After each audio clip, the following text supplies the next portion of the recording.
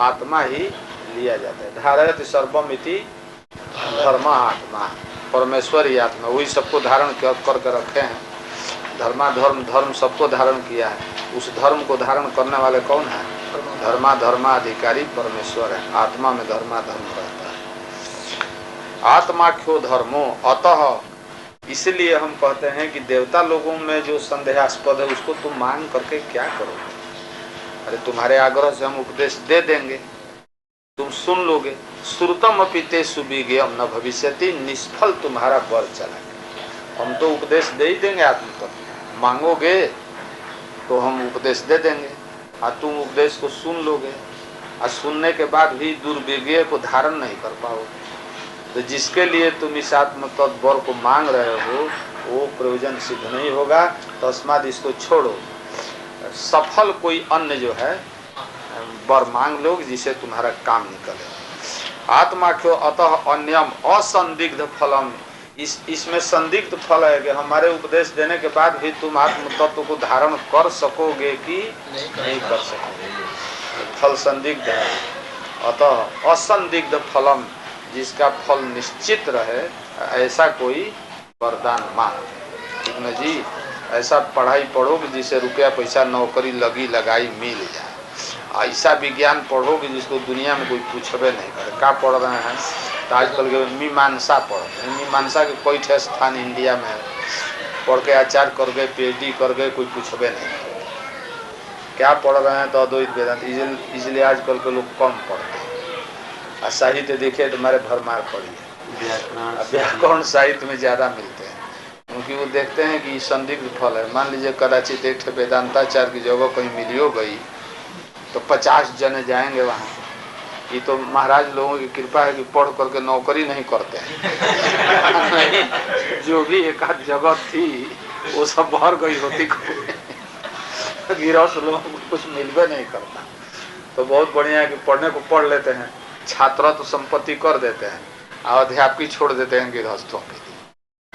तो इसीलिए विद्या का विनाश भी नहीं होता कि जब तक महाराज जी लोगों के जियत जिंदगी है तब तक विद्या का नुकसान थोड़े होगा। कोई न कोई पढ़ने वाला मिलता रहेगा। न कोई गृहस्थ पढ़ाने वाले मिलेगा तो साधुए पढ़ाएगा। किसको? साधु छात्रों को। तो विद्या जीवित रहे। अब बाकी जो है मीमांसा खतरे में। मीमांसा की जग जागतिक अवरुद्ध हो गया है, न पढ़ने वाले न पढ़ाने वाले। अब व्याकरण तो खत्म नहीं होगा, लेकिन व्याकरण खत्म होगा तो संस्कृत खत्म हो जाएगी। और साहित्य लोक रुचि के कारण बना रहेगा। और न्याय विद्या ऐसी है कि न्याय विद्या बिना कोई ग्रंथ चलाना कठिन है। इसलिए अगत्या उस न्याय को पढ़ना ही पड़ेगा। केवल मीमांसा शास्त्र में खतरा, इसीलिए मीमांसा की बढ़ावा देना चाहिए। 2-4 मीमांसा को निकलना चाहिए रक्षा के लिए। तो इसीलिए असंदिग्ध फल वाला कोई वर मांगो जिससे फल हो। निष्फल हम वर देना नहीं चाहते। अन्यम असंदिग्ध फलम वरम नचिकेतः गृणीस्व, और अभी से चेतावनी दे दे। माम उपरोध सी, हमको उपरोध मत करो, आग्रह मत करो, निर्बंध मत करो। आग्रह का क्या कहते हैं? निर्बंध आग्रह, बांधो नहीं, हमको मजबूर मत करो कि नहीं यही वर दीजिए, यही वर दीजिए। माँ उपरोध सी, उपरोधम माकार सी, ठीक ना? उपरोध मत करो। कैसे उपरोध? अधमरण एव उत्तमरण। हमने तो कह दिया कि 3 वर देंगे तो हम अधमरण है, ऋण लेने वाला। तुम्हारा एक ऋण रह गया और तुम उत्तमरण हो। उत्तम ऋण दाता, ऋण दाता उत्तमरण है और ऋण लेने वाला क्या है? अधमरण। तो उत्तमरण जैसे अधमरण पर वसूली करता है, लाओ हमारा ऋण, ले आओ हमारा ऋण, कपार पर चढ़ा रहता है। शिरसि आरूढ़ भवति तथा माँ उपरोधम कारसी।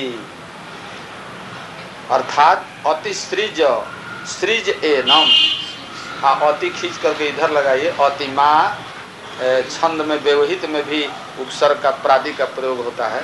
तो उस अति है ना, अति और श्री धातु के साथ योग होना चाहिए।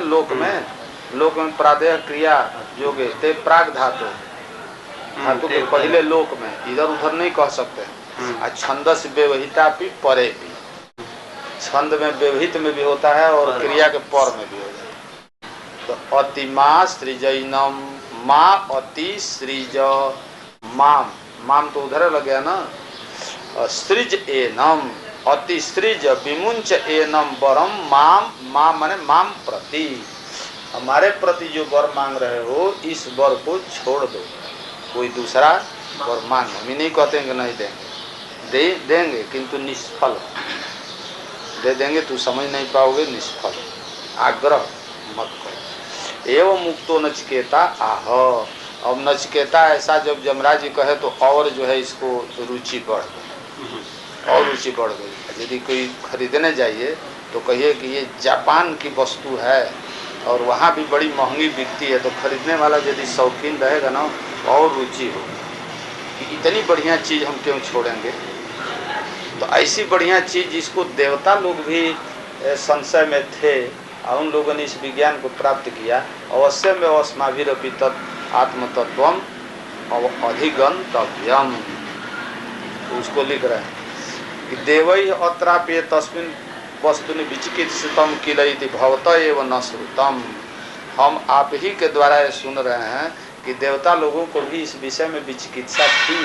भला देवता लोग जिस विषय में विचिकित्सा करें, स्वभावतः एव भोग प्रधाना देवा भवन्ति, ते भी भोग प्रधाना देवा यदि किल अस्मिन् दुर्लभ्य आत्मतत्वे आत्मनि आत्मतत्वे वा विचिकित्सां कुर्वन्ति तर्हि अवश्यमेव आत्मतत्वं बहुमूल्यम दुष्प्राप्यम अधिगंतव्यम।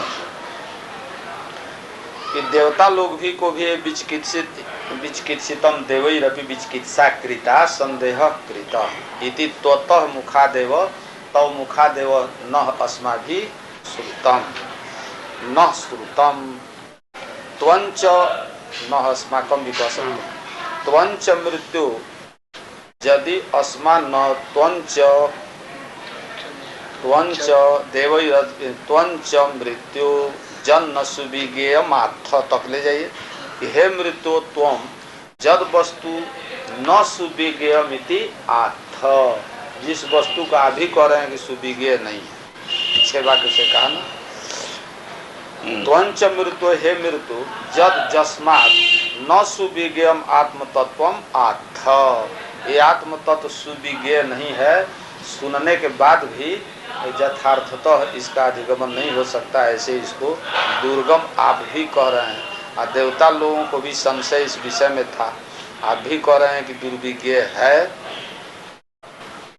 कथयसि अतः पंडितैरुपदेश नियत्वा, तो इसका मतलब कि अब हम पंडित ही इसका उपदेश कर सकते हैं, दूसरे इसका उपदेश नहीं कर सकते। न देवता कर सकते हैं, पंडित चाहे देव हो और चाहे आप हो और चाहे मनुष्य। पंडा अस्य अस्तिति पंडित, पंडा सद असद विवेकिनी बुद्धि आत्मतत्वावगाहिनी बुद्धि पंडा, और सा पंडा अस्य अस्तिति तारकादित्वा द्वितच हो गया पंडित, पंडा अस्य संजाता इति पंडित। आत्मतत्व विवेक, आत्मतत्व विषयक विज्ञान जिसके पास है वही पंडित है, और जिसके पास तमाहु पंडितम बुधा, आत्म तत्व का ज्ञान जिसके पास नहीं है वो विद्वान भले हो, पंडित नहीं कहला। अस्ति पंडित और विदिशोर मध्य भेद, विद्वान मैंने नाना प्रकार के ज्ञान को करने वाला विद्वान और जानने वाला। अब पंडा का विशेष अर्थ है सदसद अवगाहिनी बुद्धि, उसी अर्थ में विद्या जिसके पास हो वो भी विद्वान कहलाएगा। जगह जगह जहाँ कहीं भी शंकर भाष्य में विद्वान से पंडित ही लिया जाता है, वो भी अर्थ है। असाधारण लौकिक विज्ञान जिसको प्राप्त है वो भी विद्वान कहा जाता है, किंतु यहाँ पर विद्वान उसी को कहा जाता है शास्त्र में जो आत्म तत्व का ज्ञान करे। ये मत समझिएगा अद्वैत आत्म तत्व का ज्ञान करेगा वही लोक में विद्वान प्रसिद्ध है, आत्म तत्व के विज्ञान वाला ही पंडित और विद्वान कहलाता है। बौद्ध विद्वान भी लोग कहलाते हैं, किंतु भी आत्म तत्व के ज्ञानी हैं, भले आस्तिक रहें चाहे न रहें। आत्म तत्व विषयक ज्ञान विद्वान, अविद्वान कहने से स्वभावता आस्तिकत्व जो है झलकता है।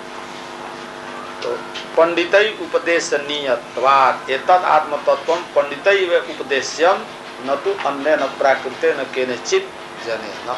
इसका उपदेश पंडित के द्वारा ही किया जा सकता है, प्राकृत पुरुष के द्वारा इसका उपदेश नहीं हो सकता।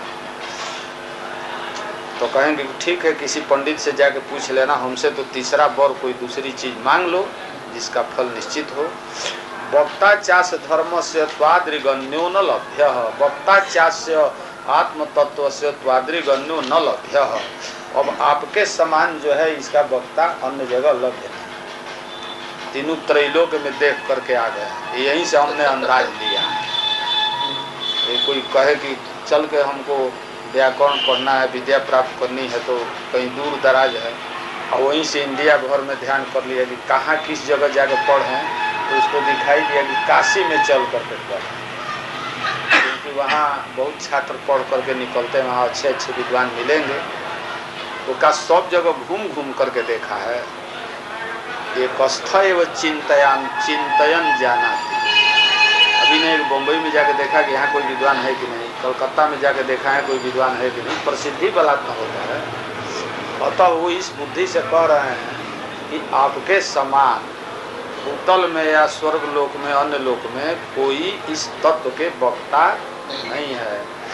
वक्ता च त्वाद्रिगण्य न लभ्य।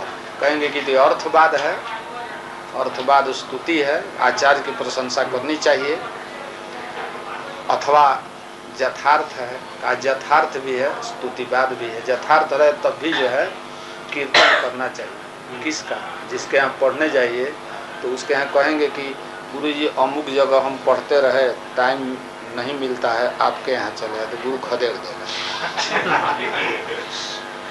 तो खदेड़ देगा। तो जा करके क्या करना चाहिए कि हम अनन्य शरणोस्मि, हमको अब कहीं सिद्धांत कौमुदी पढ़ाने वाला कोई नहीं है, आपके सिवा कोई पढ़ा नहीं सकता, तो गुरु प्रसन्न हो जाएगा। आओ बच्चा, है ना। नहीं कोई कहे कि गुरु जी हमारे चले 2-3 दिन के लिए आप संभाल लीजिए, तो अश्रद्धा हो जाती। खदेड़ता नहीं आदमी है, किंतु मन में असंतोष होता है। इसीलिए नियम है। क्या नियम है? प्रत्यक्षम गुरुवस्तुत्या नीति है।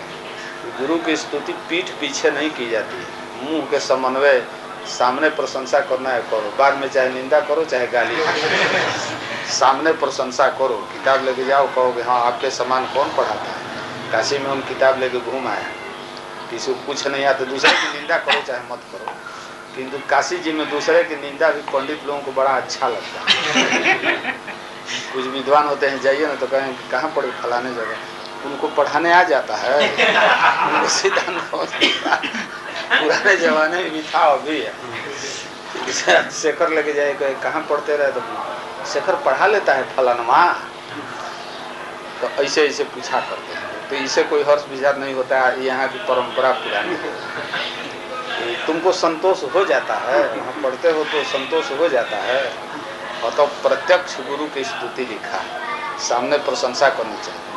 अभी नहीं कि सामने कुछ बोलबे न करे, कुछ प्रशंसा करता है ना, तो गाय दूध देती है, उसको थपथपाना पड़ता है, भोजन देना पड़ता है, तो दूध देती है। प्रशंसा से खूब प्रसन्न हो करके और अपने आप जो है पदार्थ स्फुरित होता है गुरु लोग, यानी क्लेश से उठाना पड़ता है।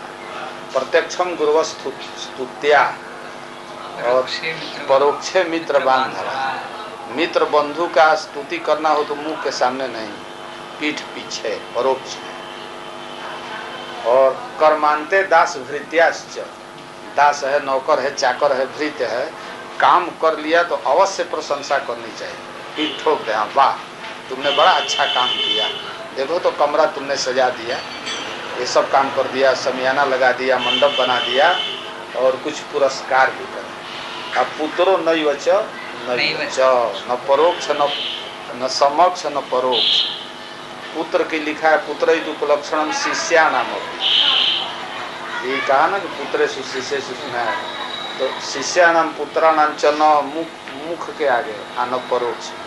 ये निंदा नहीं कहा, किसी की निंदा नहीं विधिमान है, निंदा कर्तव्य किसी वाक्य से नहीं, प्रशंसा करने के लिए नहीं, प्रशंसा करना तो उपेक्षा। तो पुत्र और शिष्य को न सामने प्रशंसा न बाद में प्रशंसा, तो इसलिए प्रशंसावाद भी हो सकता है कि वक्ता त्वादृगन्यो न लभ्य। आप जमराज के समान कौन आचार्य लभ्य है? वक्ता चास्य त्वादृग अन्य, त्वादृशः अन्य इति त्वादृगन्य। अस्य धर्मस्य सूक्ष्मस्य त्वादृक् त्वत्तुल्यः अन्यः पंडितश्च न लभ्यः। अनिश्यमाणोऽपि का तुमने देखा नहीं होगा? अनिश्यमाणोऽपि बहुधा मया अन्वेषितम् किंतु तादृशः कश्चित् न लभ्यः न लब्धः अद्यावधि इदानीं भवान्नेव लब्धः इति। सदृशः तस्य लभ्यः पंडितश्च न लभ्यः। भाष्यकार चतुर और बढ़ा दिए, अन्विष्यमाणोऽपि न लब्धः कि बहुत हमने खोजा नहीं। तो विचार दिखाई दे रहा था ना, कहा अभी तो तुम चले आ रहे हो अपने घर से, कह रहे हो कि न लभ्य लाभे जत्न क्रियता, उपलब्धि के लिए प्रयत्न करो, खोजो। कहा हमने खोज लिया है, डर करके कहा नहीं भेज देंगे पुनः, जाओ खोज करके आओ। न लभ्य अयंतु परो निश्रेयस प्राप्ति हेतु कहा तरी न लभ्य तरी त्यजेताम आग्रह अस्य बरस्य। कहा नहीं ये बर निश्रेयस का हेतु है, इसको हम तीनों काल में नहीं छोड़ेंगे, किसी मूल्य पर नहीं छोड़। अयम तो बरो निश्रेयस मोक्ष प्राप्ति हेतु अतो नान्य बरह एतस् सदृशः अस्ति। नान्यो बरस तुल्य एतस्य कश्चित्। एतस्य बरस्य निश्रेयस साधकस्य कस्य आत्मतत्व साक्षात्कार रूपस्य सदृशः तुल्य कश्चित् अन्य बर न दृश्यते न श्रूयते। ऐसा कोई बर रहता तब न हम दूसरा मान लेते। ये बर अपूर्व है, इसके सिवा और कोई मोक्ष का साधन नहीं है। श्रुति निषेध कर देती है, नान्य पंथा विद्यते एतस्य कश्चिदपि अनित्य फलत्वाद अन्य से सर्वस्य इति अभिप्राय। कहा अन्य बर क्यों नहीं है?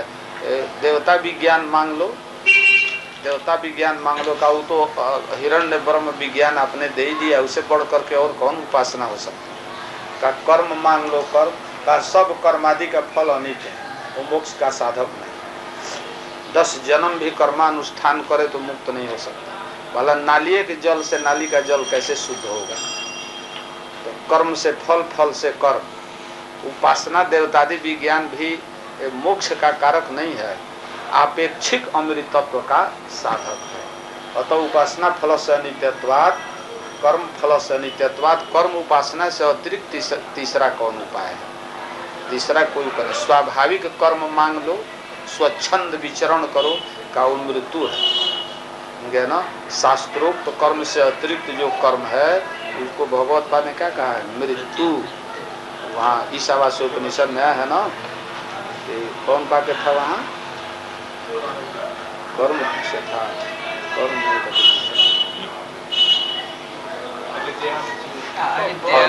अविद्यामृत, अविद्या मृत्युम तीर्थवा विद्यामृतम अश्नुते। तो अविद्या का अर्थ कर्म, अविद्या का अर्थ कर्म होता है। तो अविद्या मृत्युम तीर्थवा, जब कर्म से मृत्यु को तैर जाएगा, पार कर लेगा, तो विद्यामृतम अश्नुते तो व्यर्थ न होगा। तो उन्होंने मृत्यु लगाया। अविद्या शास्त्रोक्त शास्त्र विहित कर्मणा मृत्यु स्वाभाविकम कर्म तरति। कि शास्त्रोक्त कर्म करता रहेगा तो जो स्वाभाविक विमुख कर्म है उसको नहीं करेगा, पाप जनक कर्म को नहीं करेगा। तो स्वाभाविक कर्म में कौन सुख है? वो तो मृत्यु, उसको वर्ण किया नहीं जा सकता है। और जो शास्त्रीय विहित कर्म है वो अनित्य फलक है, मोक्ष का जनक नहीं। उपासना भी जो है आपेक्षिक अमृतत्व का जनक है। अतः कोई भी ऐसा वर नहीं दिखाई देता है कि इसके तुल्य हो जिसको हम मांग लें। अतः यही वर जो है हमारा अनित्यत्वाद एतस्य कश्चिदपि अनित्य फलत्वाद अन्य से सर्वस्य। अन्य सर्व जितना भी है कोई वर, उस सब का फल क्या है? अनित्य। यह आत्म तत्व विज्ञान का फल मोक्ष नित्य है। अतः इसके सदृश कोई नहीं। सर्वसेवित भी प्राय हो गया ना। नान्यो त्वादृगन्यो न लभ्य नान्यो बरस तुल्य एतस्य कश्चित्। तो क्या हम बताते हैं कि इस वर के तुल्य कौन सा वर है? तुमको नहीं दिखाई दे रहा, मत कर्म करो। कष्टं कर्म इति न्याय। अरे कर्म करोगे तब न फल पाओगे, हम फलवे तुमको दे देते हैं बिना कर्म किए। कर्म भी उपाद्यम, कर्म भी उपाद्या जे जे लोका ज्ञानी ज्ञानी च सुखानी सुख साधनानि वा तानि कर्म कर्माणि विनैव मया प्रदत्तानि भवन। गृहाण कर्म करने की कार्य, उपासना से जो जो लोक लभ्य है वो सब लोक हम तुमको दे देते हैं। कहा सब दे देंगे, आयु से नहीं रहेगा तब, जितने दिन तक जीना उतने दिन तक जी, और कुछ फल छोड़ा नहीं उन्होंने, उसको गिना रहे। सता एवं मुक्तो भी पुनः प्रलोभ है अनुवाच मृत्यु, इस प्रकार से कहा तो उसने नचिकेता से इस प्रकार से, पर तू तरित हो करके भी पुनः प्रलोभन दे रहे हैं। का एक बार में नहीं होगा, कहीं ज्यादा चमकाएंगे, 1000 रुपया से कोई लालच नहीं पड़ता है, लाखों दिखाएंगे तो करोड़ दिखाएंगे, अरब दिखाएंगे, तब शायद मन उसका जरा जरा सा डोलने लगेगा। और लोभी को तो कौड़िए ज्यादा है, और निर्लोभ पुरुष रहता है तो उसको ज्यादा कीमत चुकानी पड़ेगी। बहुत ज्यादा दीजिए ना तो शायद उसका चित्त जो है चंचल हो जाए। पहली बार रई को के यहाँ राजा ले गया ना, तो 10 ठे घोड़ा वोड़ा और गाय ले गया, 1 ठे गाड़ी ले गया, तो अपे ही शूद्र हारे त्वा शूद्र तो अमे वो गोभीरस्तु, ये है न छंदों उपनिषद में। रई को के यहाँ गए राजा, जान सुरती राजा, तो पहली बार में खदे थे, भाग जाओ शूद्र, ये सब गाय गधा तुम ले जाओ अपना, तुम्हारे पास रहे। तो दोबारा सोचे कि कौन दक्षिणा है, इसीलिए बिगड़ गए हैं। दोबारा जो है गाय वाय सब ले गए, लड़की भी ले गए कि हम शादी कर देंगे। उनके गिरहस्थे न रहे, रही को कोई साधु नहीं थे।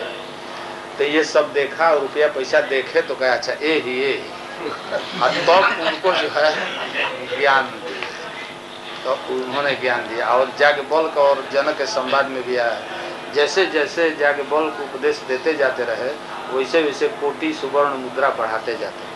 अंत में जब उपदेश हो गया तो मिथिला के पूरा राज्य ही जो है उनको अर्पण कर दिए, किंतु दस्त हो चुके थे न, लिए नहीं, उनको वैसे लौटा करके और सब परिवक्राज ऐसी कथानक आता है। तो इस सोचे कि कम है, इसके लिए लालच तो अभी दिए नहीं, तो अब लालच दे रहे। शतायुष शतम वर्षाणी आयुन से जैसाम तान शतायुष, शतम आयुन से जैसाम ते शतायु, जैसा तान द्विवचन है, सस का रूप है, माने सैकड़ों वर्ष जीने वाले पुत्र पौत्रान वृणीस्व। 100 वर्ष जीने वाले, 100 वर्ष का 100 वर्ष नहीं, शताधिक आयु को प्राप्त करने वाले पुत्र पौत्र, बहुवचन अनेक पुत्र, अनेक पौत्र वृणीस्व, पुत्र पौत्रों को वर्ण करो। एक पुत्रता दोष है, एक पौत्रता दोष है। एस्तव्या बहवः पुत्रा, बहुत पुत्र की इच्छा की जाती है। एक पुत्र रहेगा तो बिगड़ गया तो पूरे खानदान चौपट कर दिया, बन गया और उसका पुत्र नहीं हुआ तो खानदान नष्ट हुआ। और 2-3 रहेंगे ना तो उसमें से कोई गया जा करके पिंडदान कराएगा, कोई एकाध गो लंठो निकल गया बर्बादो कर दिया तो कर दे बर्बाद, खानदान तो चलता रहेगा। इसलिए एकम एस्तव्या बहवः पुत्रा, वंश की परंपरा की। मान लीजिए एक पुत्र है और बाबा बन गया, अब तो खानदान चौपट हो गया, साधु बन गया, अब उसको मनाने के लिए माता पिता जा रहे हैं, आ ही नहीं रहा है, परम विरक्त हो गया, तो क्या करेंगे। तो ये संतोष रहता है माता पिता, चलो छोटका गया तो बड़का है, ना बड़का गया तो मझिला है, मझिला गया तो सजीला है। इनका जो है खानदान चलता है। और उन जो साधु हुए हैं उनको भी रहता है कि चलो हमारे वंश में पितृ ऋण से मुक्त करने वाले थे, हमारा भाई है ना, एक भाई का खानदान हो जाए ना तो सर्वे पितृ ऋणान मुक्ता भवन्ति, ऐसे शास्त्र की व्यवस्था है। 3-4 भाई हैं और उसमें से एक कोई सन्यासी हो गया, पितृ ऋण से मुक्त कैसे होगा। यदि पितृ ऋण नहीं है, गृहादेव जदहरेव प्रव्रजेत तदहरेव विरजेत के हिसाब से पितृ ऋण नहीं लगता, किंतु पितृ ऋणानि त्रय अपाकृत्य मनोमोक्ष निवेशित के अनुसार पितृ ऋण से मुक्त तब होगा यदि कोई उसका भाई बंधु है घर में और खानदान उसका चलता है तो सर्वे मुक्ता भवेयु। पुत्रान वृणी स्व और किंच गवादि लक्षणान बहुन पशून, गो हस्ती हिरण्य, ये सब जो है उत्तम उत्तम कोटि के पशुओं का वर्ण करो। पशुन हस्त हिरण्यम, हस्त हिरण्य तो अलग ही कहा है, गवादि सदृशान बहुन पशुन हस्त हिरण्यम अश्वान अलग कर दिया है। तो बाकी कौन बच गया? तो गाय और गाय के समान और सब पशु, गाय है, महिषी है, बैल है, सब गाय से तो बैल आ ही गया, महिषी इत्यादि जो है वो सदृश अन्य पशु उसको भी वरण करो। मैंने भेड़ बकरी वरण करो, भेड़ बकरी भी तो भी उपयुक्त है, तो दूध देती है और उसके बाल से क्या बनता है? कंबल, तो वो भी बहुमूल्य। और हस्ति हिरण्य अलग आए, हिरण्यम सुवर्णम हस्ति अश्वांश्च इति हस्ति च हिरण्यं च इति हस्ति हिरण्यम। अश्वांश्च बढ़िया सुंदर सुंदर सिंधु देश से पैदा होने वाले सैंधव अश्वों को तुम वर्ण करो। इतना का ये सब कुछ किया, एक को धूल जमीन नहीं रहे तो क्या होगा? कहाँ मकान दुकान बनाएंगे? का किंच भूमिर पृथिव्या महद विस्तीर्णम आयतनम आश्रय मंडलम साम्राज्यम वृणीस्व। भूमि के महद आयतन को वर्ण करो। 2 बीघा 4 बीघा महद आयतन नहीं कहलाता है, करोड़ों बीघा जमीन जो है फैला हुआ। यहाँ तो कहते कि साम्राज्यम वृणीस्व, भूमि का महद आयतन जब वर्ण करेगा वो राज्य न वर्ण करेगा, और कहाँ मिल पाएगा ऐसा? महद विस्तीर्णम आयतनम, आयतन माने चौड़ाई, विस्तृत फैला हुआ भूमि भाग। आश्रयम मंडल साम्राज्यम, मंडलाधीश मंडल का राज्य जो है वृणीस्व, वर्ण कर लो। ये भी हो गया ना। भूमेर महदायतनम वृणीस्व, व्री धातु से स्ना प्रत्यय हुआ और स्व है ना लोट लकार के इहल लोगों से हो गया वृणीस्व। परय इति भाव। किंच स्वयं च जीव शरदो जावदिच्छसी, ये सब वर्ण कर ले 100 वर्ष के बाद हम ही चल बसे, तो इनको रह के क्या करेगा? जीवन रहता है तब न सुख होता है। तो सबसे तो बड़ी चीज है जीवन, और सबसे पहला आशीर्वाद आदमी तो आयुष्मान भूया, आयुष्य के बाद न सब कुछ है। वो हिरण्य गजबाजी पुत्र पौत्र रह के क्या करेगा जब अपन ही मर जाना है? तो इसलिए स्वयं च जीव, भाष्यकार अवतरण पूर्वक कह रहे हैं, सर्वम अपि एतद अनर्थकम स्वयं चेद अल्पायु, स्वयं अल्पायु हो जाए तो सब व्यर्थ है। ये सब रह करके क्या करेगा? अल्पायु का मतलब इस 60-62 वर्ष की अवस्था में जो मरता है वो अल्पायु है, और 75-80 के बीच में जो मरता है मध्यमायु है, और 100 और 77 जिसकी आयु होती है वो दीर्घायु का है। तो दीर्घायुष्यम लभताम शतायुष्यम लभताम, 100 वर्ष तक आदमी कहता है, नहीं कि 100 वर्ष क्यों कह दिया? परिच्छिन्न कहना ठीक नहीं है। कहेंगे अरबों खरबों बरस तक जिए तो ये सब व्यर्थ की बात है। अरबों खरबों वर्ष तक हम लोग कहने से कोई जिएगा? आशीर्वाद वाक्य है कि शतायुर्भव, मनुष्य की आयु 100 वर्ष तक के लिए निर्णय किया। शतम जिजीवी से शतम समान, पूर्वन नेवे कर्म करता हुआ 100 वर्ष तक जीने की इच्छा करे। इसके बाद 2-4-5 वर्ष जी जाए, किंतु इच्छा मनुष्य को करनी चाहिए 100 वर्ष का। खटिया पर पड़ा है रोगी, वो भी 100 वर्ष करने की जिंदा की इच्छा रखेगा? नहीं। पूर्वन नेव कर्माणी, वो विधिमान है, कर्म करता हुआ 100 वर्ष तक जीने की इच्छा है। यदि 50 वर्ष में कर्म में असक्त हो गया तब जीने की इच्छा का विधान है।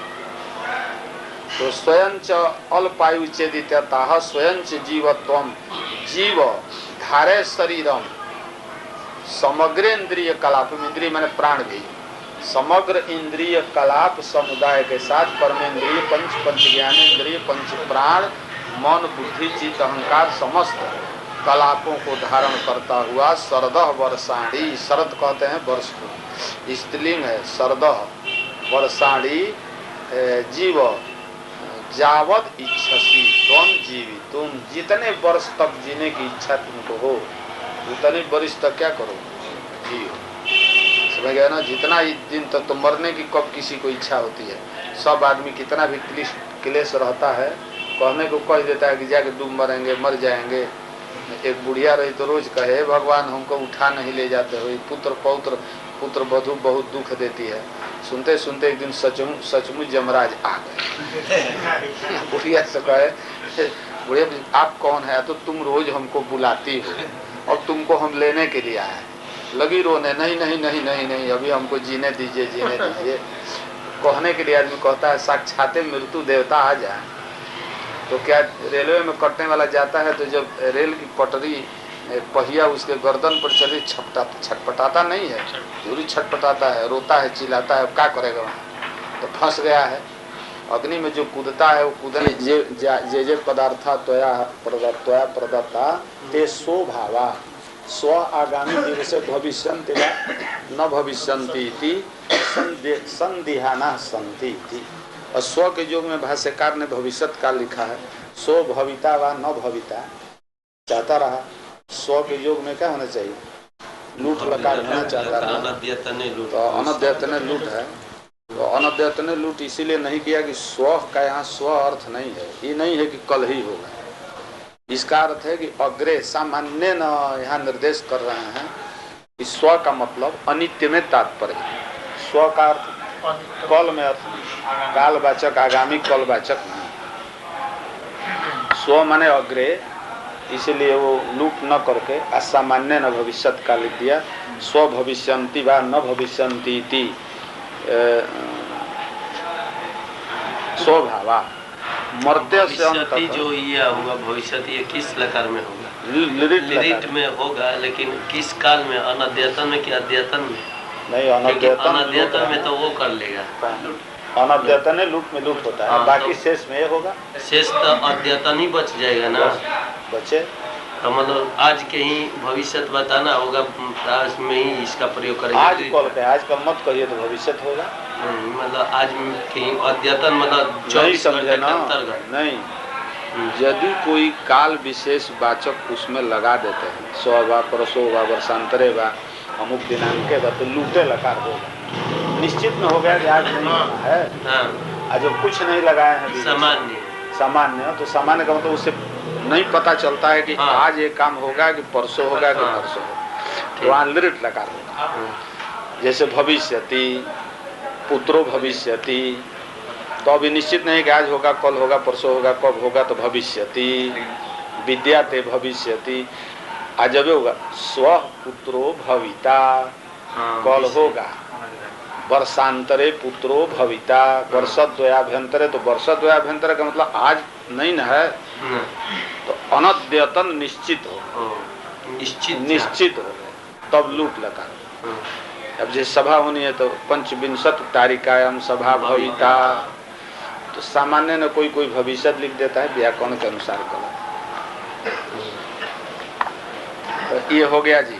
तवैव बाहा तो नृत्य गीते, तुम्हारे लिए ही बाह रथ्या रथबाज गज तुरगा, तवैव पढ़ लेंगे लग जाएगा। आगे चलिए। न बीते न तर्पणियो मनुष्य लप्स्या महे बीत मद्राक्ष्म चेत्वा जीविष्यामो जावति शिष्यसि त्वं परस तुम्हें वर्णीय सैव।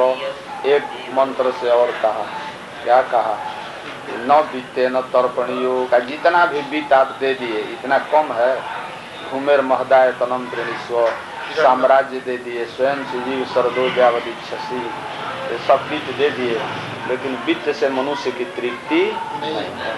न प्रदूते न बीते न तर्पणीयो मनुष्य, तर्पणीय तृप्ति मनुष्य से कर्तव्य इत्यर्थ। प्रभूते न बहुले न अत्यधिके न वित्ते न हिरण्य पशुआदिना तर्पणीय मनुष्य नास्ति। मनुष्य की तृप्ति वित्त से नहीं होती है।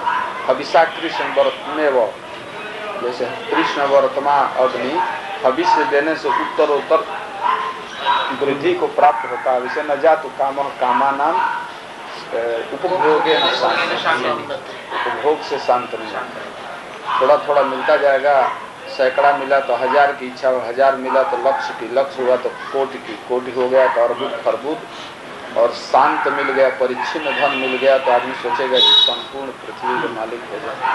पृथ्वी भी मिल गई तो सोचेगा कि स्वर्ग तो अभी बकाया रह गया। तो जावत ब्रह्मांड पर शासन करने की इच्छा होगी। अतः तर्पणीय मनुष्य, मनुष्य तर्पणीयो वित्तेन नास्ति, तस्मात् किं कर्तव्यम। तो यथोपलब्ध वित्तमादाय संतोषव्यम यदृच्छा लाभ संतुष्ट यदृच्छा लाभ संतुष्टे न भवितव्य मनुष्य नहीं वित्त लाभ लोके कश्चित तृप्ति करो दृष्ट कहा क्यों नहीं वित्त के लाभ से तो संतोष ही है क्योंकि सर्वे व्याप्रियंते किमर्थम वित्तार्थम जो भी जगत का व्यवहार है वो सब जगत का व्यवहार किसके लिए है वित्त के लिए धन के लिए तो तृप्ति करके इसीलिए कि वित्त को लाभ करके भी प्रवृत्ति मंतः दृश्यन्ते तो यदि वित्त प्राप्ति के बाद संतुष्टि होती तो पुनः प्रवृत्ति नहीं होती क्षुधा निवृत्ते पश्चात भोजनाभाव भोजन प्रवृत्तिर अभाव खाते खाते जब तृप्त हो गया भीतर से तो एक ग्रास भी खाने की इच्छा नहीं। यदि वित्त से किसी की तृप्ति होती लोक में तो वित्त के लिए पुनः प्रवृत्ति क्यों होता।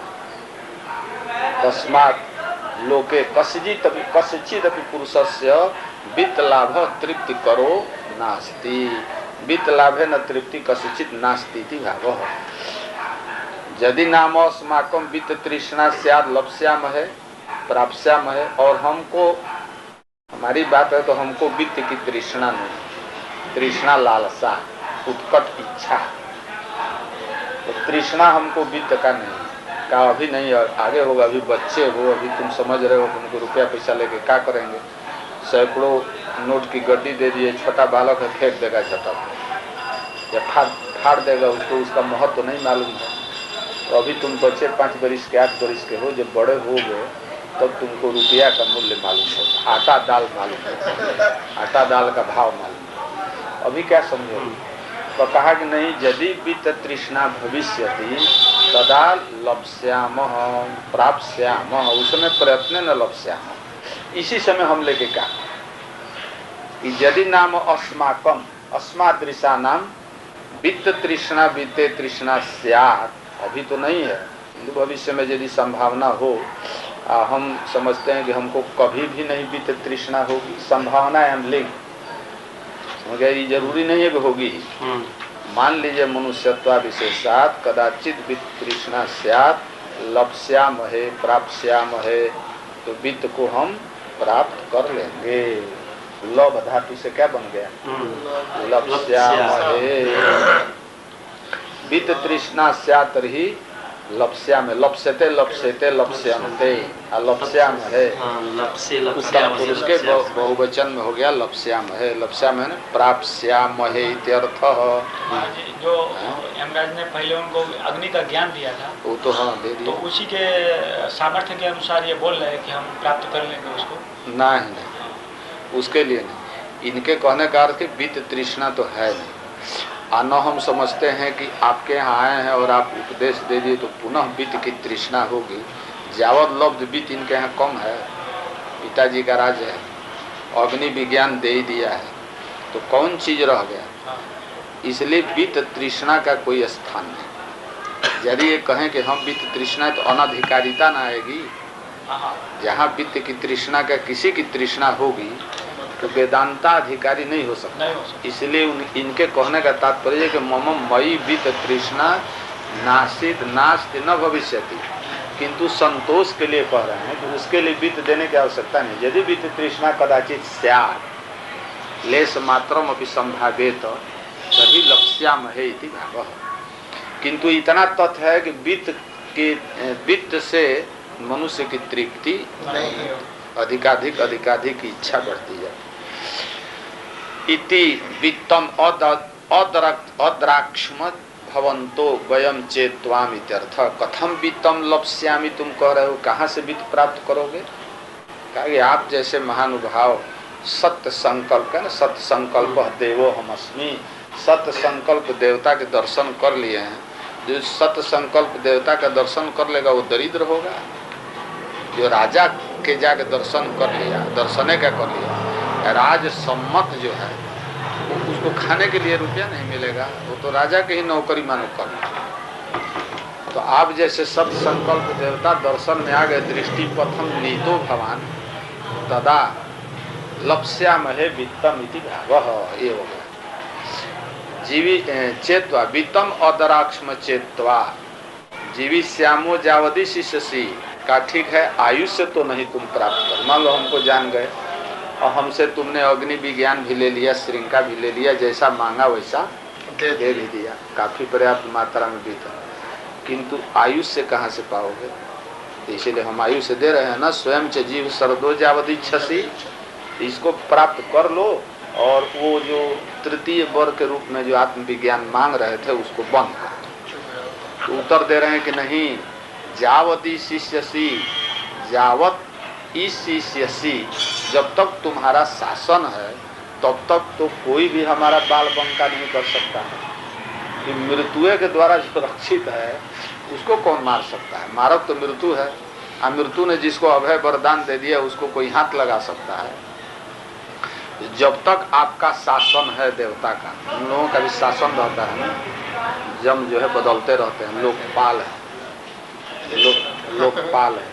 तो जिस दक्षिण लोक का पालन करने वाले आप जो जमराज हैं, जितने समय तक आपका शासन है उतने समय तक जीवी श्याम, उतने काल तो मैं जीऊँ, क्योंकि आपके दर्शन के आप ही हमको मारने आएंगे। इसलिए जीविष्यामो जावदी शिष्यसी त्वाम जीविते जीविते पि तथैव का जीवित, यदि जीवित के लिए कहते हो कि जीवन मांग लो तो उसमें भी हमको कोई अभिलाषा नहीं। कहा तथैव तथैव यथा बीते तथा जीविते जीविष्याम जावद जाम्य पदे, उत्तराखंड उत्तर दिशा के जब तक, याम कहते हैं किसको? उत्तर दिशा, जाम माने दक्षिण, उत्तर नहीं। जमराज जी कहना जमस्य इदम जाम, जम संबंधिनी दिशा के जब तक हम पालन करते हैं, जाम्य पदे तुम इसी तुम इसी से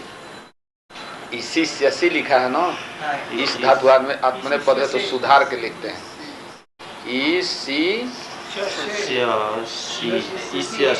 क्या अंतर? खाली आत्मने पद वाला अधिक बढ़ाया है।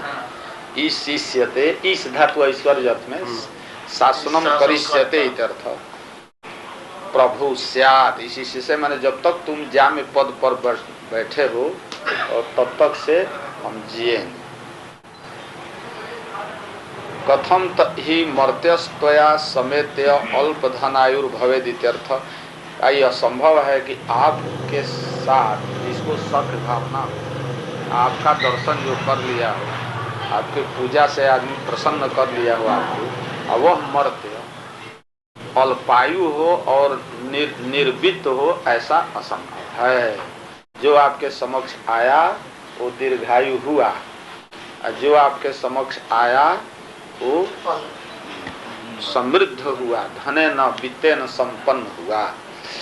कथम ही जतः मर्त्य मनुष्य त्वया समेत्य, त्वाम समेत इत्यर्थ, तुमको प्राप्त हो करके, अथवा त्वया सह सख्यम इच्छन कुर्वन् वा अनुगृहीत, त्वया समेत कर त्वया अनुगृहीत सन अल्प धनायुर्भवेत्।